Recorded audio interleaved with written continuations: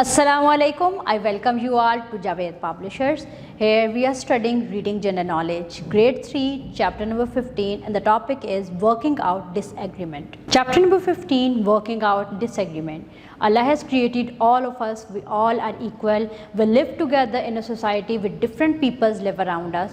In spite of any similarity, in spite of the things we like, there are many dissimilarities. We are different from one another. We have different likes, we have different dislikes. Sometimes we disagree with each other.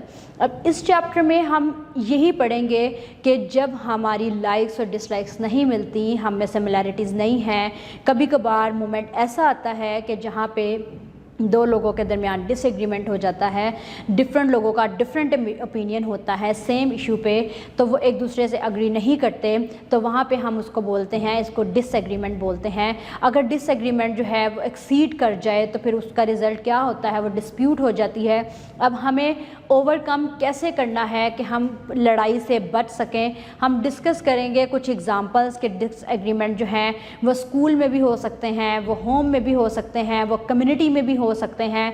अब इन चीज़ों पर हमें कैसे work करना है ये हम इस चैप्टर में पढ़ेंगे। हम देखेंगे कि रीज़न्स क्या हैं डिसएग्रीमेंट की। सबसे पहली रीज़न जो है वो ये है कि हम एक दूसरे से मुख्तलिफ हैं, हमारी लाइक्स डिसलाइक्स जो हैं वो एक दूसरे से डिफरेंट हैं। हम लोग जो हैं वो डिफरेंट वेज़ में थिंक करते हैं, हमारे डिफरेंट ओपिनियंस हैं। समटाइम्स क्या है कि हमें जो चीज़ अपने लिए सही लग रही होती है वो किसी दूसरे के लिए ठीक नहीं लग रही होती, और किसी दूसरे को हमारे लिए जो ठीक लग रही होती वो हमें ठीक नहीं लग रही होती। हमें लैक ऑफ टॉलरेंस है, हमें स्ट्रेस है, अनहेल्दी बिहेवियर है। अब कौन कौन से वेज़ हैं जिससे हम डिसएग्रीमेंट को रिजॉल्व कर सकते हैं, उसमें सबसे पहले तो है कि आप दूसरे की बात को कीनली सुनो, आराम से सुनो, केयरफुली सुनो, अपनी टर्न का वेट करो और दूसरों को माफ़ करना सीखो। जब हम ये चीज़ें अपने अंदर डेवलप कर लेते हैं, हम सब्र करते हैं, बर्दाश्त करते हैं, फॉरगिव करना सीख लेते हैं, तो वहाँ पे काफ़ी हद तक हम डिसएग्रीमेंट्स को कंट्रोल कर लेते हैं, रिजॉल्व कर लेते हैं प्रॉब्लम्स को डिफरेंट मेथड्स को इंट्रोड्यूस करके। अब स्टेप्स क्या होंगे प्रॉब्लम सॉल्विंग के? सबसे पहले तो आइडेंटिफाई करो कि प्रॉब्लम किस टाइप की है। आइडेंटिफाई किया हमने प्रॉब्लम को, फिर जनरेट करें आइडियाज़ को कि आया इस प्रॉब्लम को किन किन तरीक़ों से सॉल्व किया जा सकता है।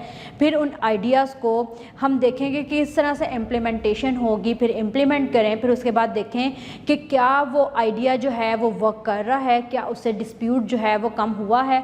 फिर उसके बाद सबसे एंड पे बात करते हैं डिस्कशन मेथड की कि किन किन चीज़ों से डिस्प्यूट्स बढ़ते हैं, किन किन चीज़ों पे डिस्प्यूट होने के चांसेस होते हैं, क्यों हम एक दूसरे से अग्री नहीं करते, हमें क्या करना चाहिए, और पूरा प्रॉब्लम सॉल्विंग मेथड करने के बाद भी कहाँ पे कमी आ रही है।